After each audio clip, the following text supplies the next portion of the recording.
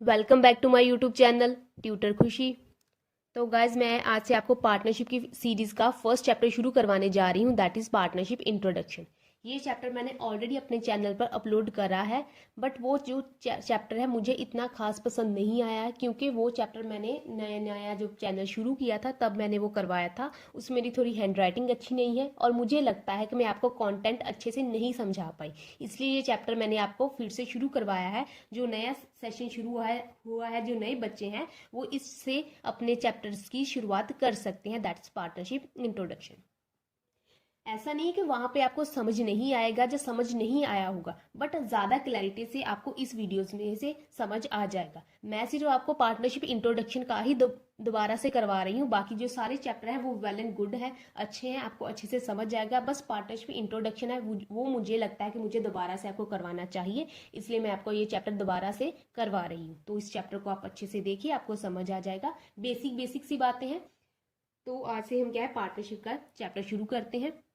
सबसे पहले इसकी मार्किंग के बारे में अगर हम बात कर लें तो इसका आपको 1 मार्क का क्वेश्चन आ सकता है, 2 मार्क का आएगा एंड 4 मार्क का आएगा। 1 मार्क का आपको एमसीक्यू आएगा, ठीक है। 2 मार्क का आपको छोटा क्वेश्चन आएगा जिसमें आपको interest on loan, interest on capital या फिर इंटरेस्ट ऑन ड्राइंग वगैरह कैलकुलेट करना होगा। और 4 मार्क में आपको क्या है profit and loss appropriation account बनाने के लिए बोला जाएगा। ऐसे ये 3 टॉपिक मेन इंपॉर्टेंट है इस चैप्टर के।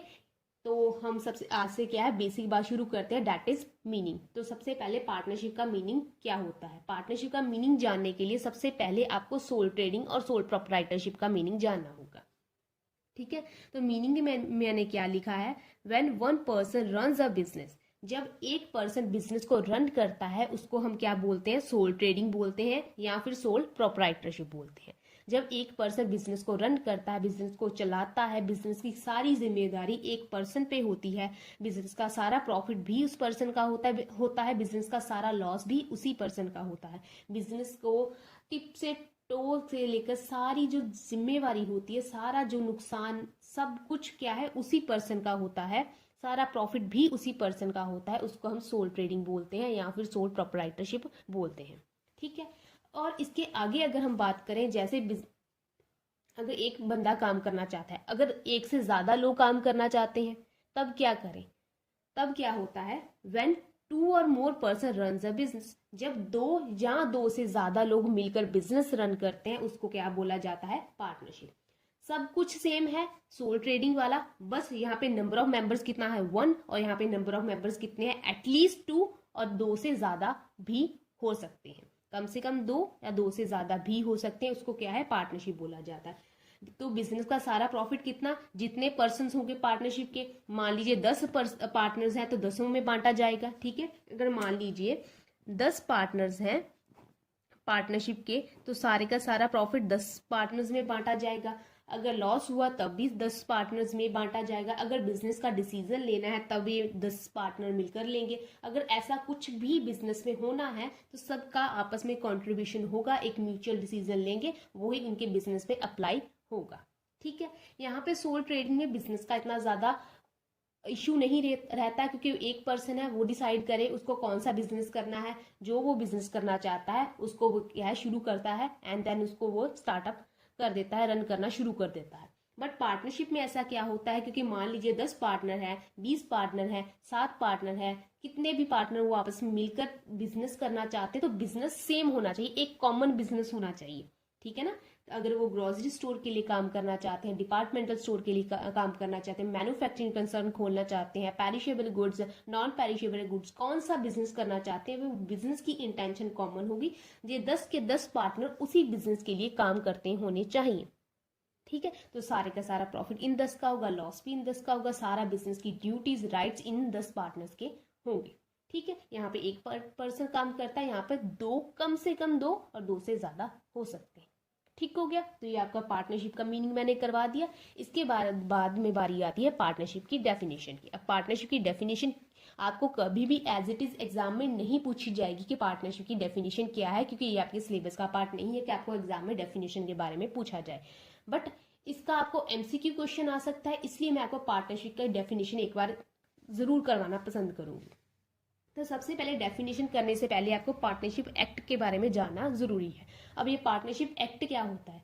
एक्ट को आप ऐसे समझ लीजिए, एक ऐसी बुक जिसमें सारे रूल्स एंड रेगुलेशन एंड सारे लीगल मैटर्स के बारे में लिखा गया है। किसके? पार्टनरशिप के। ठीक है। और 1932 का क्या मतलब है? ये एक्ट कब बना था? 1932 में बना था। ओके। तो पार्टनरशिप एक्ट एक ऐसी रूल बुक है जिसमें पार्टनरशिप के बारे में सब कुछ बताया गया है, टिप टू टो सारी इंफॉर्मेशन बताई गई है। और ये है 1932। तो आपको एग्जाम में ऐसा आ सकता है कि पार्टनरशिप का एक्ट कौन सा है, एमसीक्यू आ सकता है, 1 मार्क क्वेश्चन आ सकता है, तो आपका आंसर होगा 1932।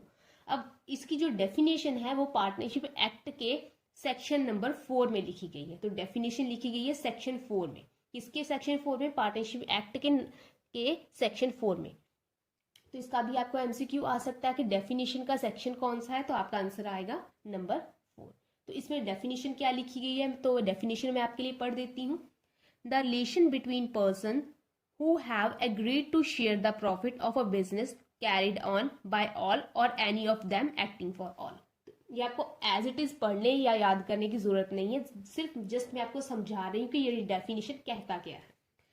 तो डेफिनेशन कहता है पार्टनरशिप क्या है? Partnership the relationship between the person. वो क्या है? पार्टनर्स का आपस में क्या है? रिलेशन है। Who have agreed to share the profit. कौन से पार्टनर? जिन्होंने एग्री किया है बिजनेस के प्रॉफिट को शेयर करना आपस में। 10 पार्टनर है तो 10 में क्या है? प्रॉफिट को डिस्ट्रीब्यूट होना चाहिए। Of a business carried on by all.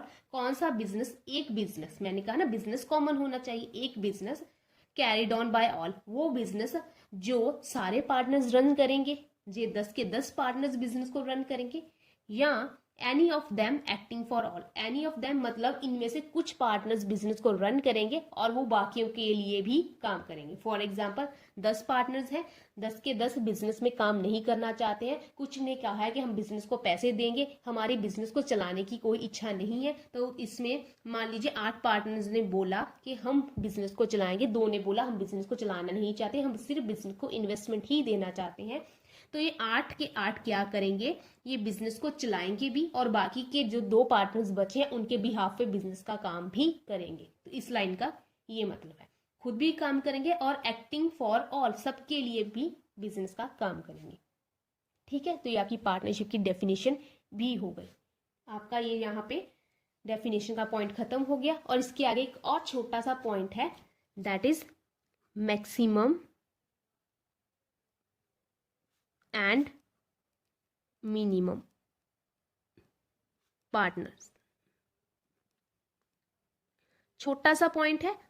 इसके बाद मैं नेक्स्ट वीडियो में आपको पार्टनरशिप के फीचर्स करवाने वाली हूँ। ठीक है। उसके फीचर्स करवाऊंगी, छोटे छोटे वीडियोस डालूंगी, ज्यादा लंबे वीडियोस नहीं डालूंगी। एक एक टॉपिक एक एक वीडियो में कवर अप करने की कोशिश करूंगी। तो मैक्सिमम एंड मिनिमम पार्टनर्स का क्या मतलब है?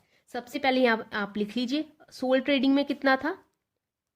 सोल ट्रेडिंग में minimum and maximum, minimum and maximum कितने मेंबर हो सकते हैं? ओनली 1। कम से कम एक और एक से ज्यादा नहीं हो सकता सोल ट्रेडिंग में। ठीक है। मिनिमम एंड मैक्सिमम कितना है? 1 है।